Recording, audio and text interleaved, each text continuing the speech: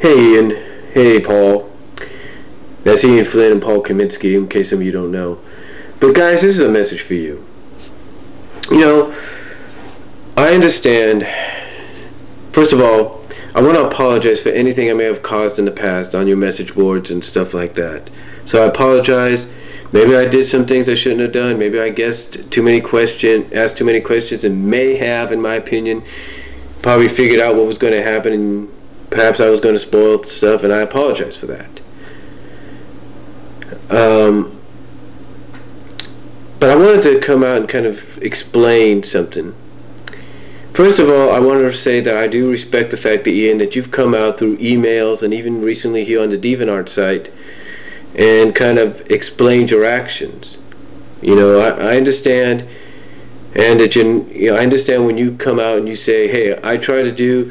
In fact, let me read a quote what you said here. You said at the end of this statement on the DA site, you said, obviously this isn't going to satisfy everyone. And continuing on, and I quote from what you said, Ian, you said, some of you would take this as me blowing smoke or pastillating, and I can't help that. Some are buckling in for the adventure, excited about what's to come, if a little unsure. Others don't want anything to happen to the favorites. There's no meeting in the middle. Middle on that one. And then you say you got grand sweeping plans, and that's just the beginning. Well, Ian, I can understand, I can probably get where you're coming from with that, but what you have to understand is this. What you have to understand is this. There are those that will accept what you're doing and give you the opportunity to provide them more with more of the unexpected, if you will. But then again, you have to understand that there are those that can't stand what you've done. They just feel you're not really giving people what they want. I mean, when Paul Kaminski came out and said in an interview, and maybe I'm wording this wrong, but from what I remember reading, he said what was going to happen in this story arc was going to satisfy both sides. Well, that didn't really turn out the way he was hoping for now, did it, Paul? It's not the way you were hoping for. The truth is, it's like Ian said there, and Ian, I respect you for saying that, there's no meeting in the middle. And quite honestly, guys, if I was you, working at Archie Comics, I would throw some kind of a suggestion out there. You know you're not going to satisfy both sides.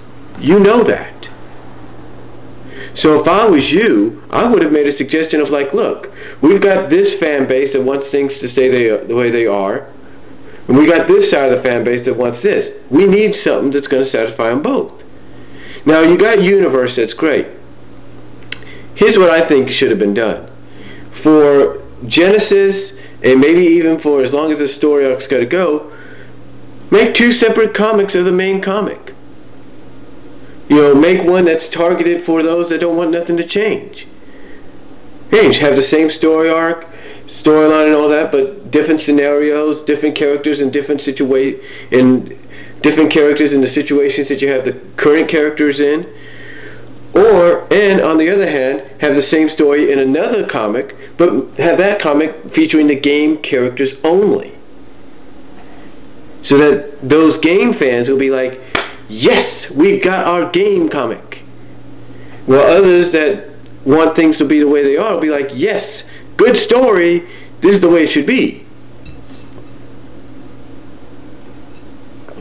I mean, that's just me, though. That's just me, guys, and I know you won't do that, but it would be something I would have suggested. I mean, and again, Ian, I understand that you originally wanted to do this whole robotization deal and at the end of 225, and knowing our luck, knowing how you work, sometimes maybe you would have had to go to 230, or maybe you would have had to go to 250, I don't know. But because you had to do Genesis, I understand plans change. But let me kind of clue you in on this, and I know you're probably clued in on it anyway. the fact of the matter is, when you roboticize Sally, to many fans, longtime fans, you basically told them, hey, I had Sonic save Sally, but guess what? I'm going to make Sonic look like an idiot. That's basically what you did. You made him look like an idiot, like a fool for doing that. Because here you have Sonic reversing time, going back before she gets shot, and then in the end, it's all for naught because she gets roboticized. Now, I understand that she did that to save the planet. She sacrificed herself to the roboticizer to save the planet. I get that, and a lot of people have given you huge compliments on that. But the thing is, Ian, even though you intended it to be in a way that everybody could understand and enjoy, and as some people have pointed out, redeem Sally's character, you have to understand some others felt it could have been done differently. Some others felt that, hey, you could easily, some feel, obviously, you could easily just have Sonic go back in time again with Silver showing up, save Sally from the roboticizer, and that be it. But we don't know that yet. We don't know that. And we don't know what you're going to do, that's the thing. But a lot of fans, believe it or not, Ian and Paul, they don't want spoilers. They just want clues, hints and hints as to something good happening when it involves Sally's situation right now. Something positive and good that's going to put the momentum back in Sonic and the Freedom Fighters' favor, or Team Fighter's favor. They want some kind of good news, positive news when it comes to Sally, Antoine, and Bunny. That's all they're asking from you guys. That's what they're asking from you guys. But yet you have not given it to them. I mean, I understand you want everybody to buckle in, as you say at the end of the statement, and get ready, buckle in for the adventure, and hold on tight, all right, for what's to come. I get that. I understand that.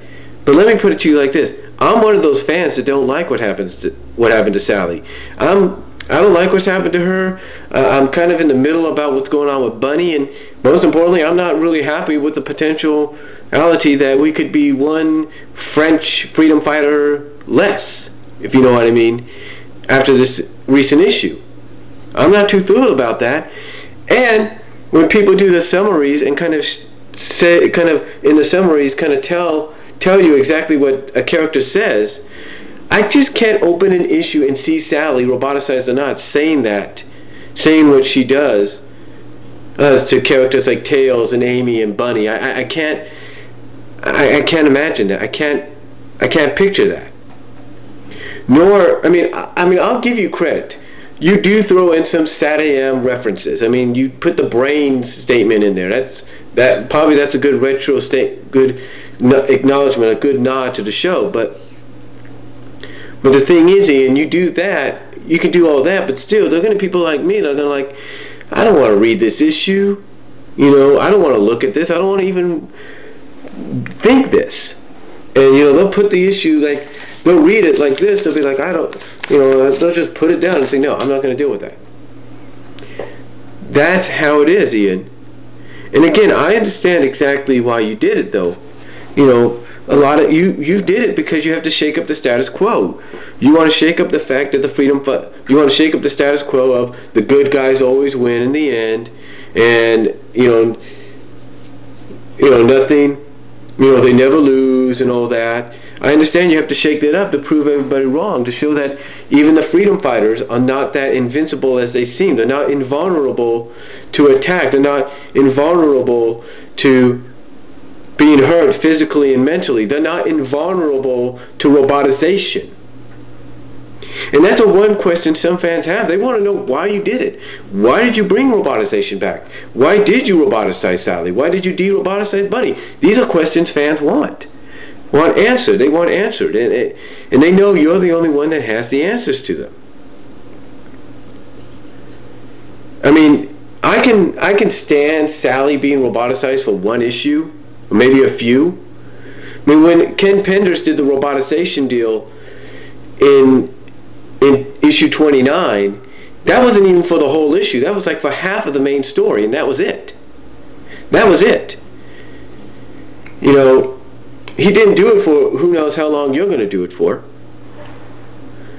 And, you know, and I understand that when you come out and you tell people like Mole Man and a few others like Game Boy Sage and all that, that, you know, that you have to, that because of the restrictions and the mandates, like I talked about in a video, in a written version I did here on DA, because of the mandates and the restrictions Sega has, that it makes the comic book / SatAM cast an easier target to develop character-wise and to put into situations that you can't normally put, let's say, the game cast.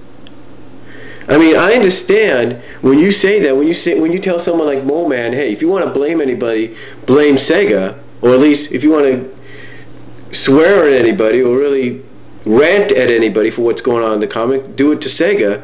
I get where you're coming from, because you probably feel, hey, if Sega would just say, hey, we're going to keep our hands off the comic and let you guys do whatever you want, have free reign, whatever, you guys both probably feel, hey, if they give us free reign, finally, we can do whatever we want.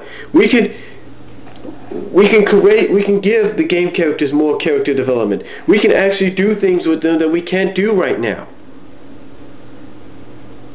I mean, the term that Sonic never loses, and if he does, it's only for a few issues. The fact that he never loses, you're kind of stretching that right now. It's kind of a razor-thin ice that you're walking on, or razor-thin line that you're walking on, and that's good. That's good that you're trying to do that without getting in trouble. But again, the thing is, even though the SatAM and the comic book cast are easier targets to develop and put into situations you can't do with the game characters, I can sense that, like the rest of us, you wish Sega would just give you guys free reign. And I get that. I get that.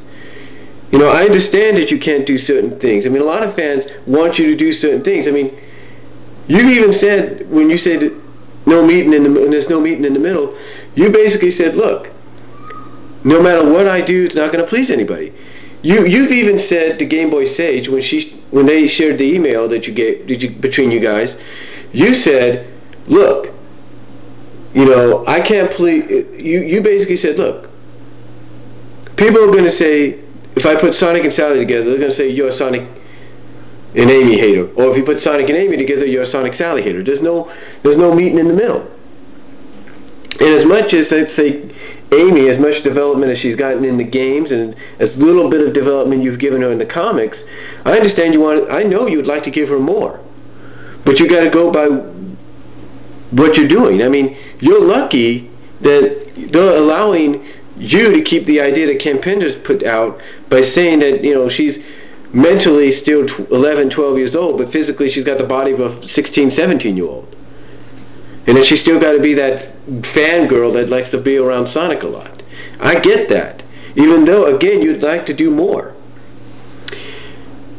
Overall, Ian and Paul, what I'm saying is, I respect what you guys are trying to do as a fan. I respect what you guys are trying to do. And I'm not saying that myself or anybody else that's complained or complimented you on what you've done wouldn't be doing the same thing if we were in your spot. We probably would be. But, you know, some people have said if this was one way to probably get Sally a new outfit to cover her all together, depending on if she gets changed back, which a lot of people, and I mean a lot, you probably know this at your own message board, or hoping you do. You know, it's just something that you got to understand. Some fans will accept, and some fans won't. So,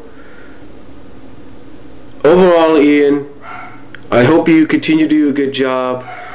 Just please, Ian and Paul, realize that when you want to plan something out in the future, make sure it's planned out to the point that both sides can really enjoy and not complain. So, that's all I'm going to say. God bless you all, and take care.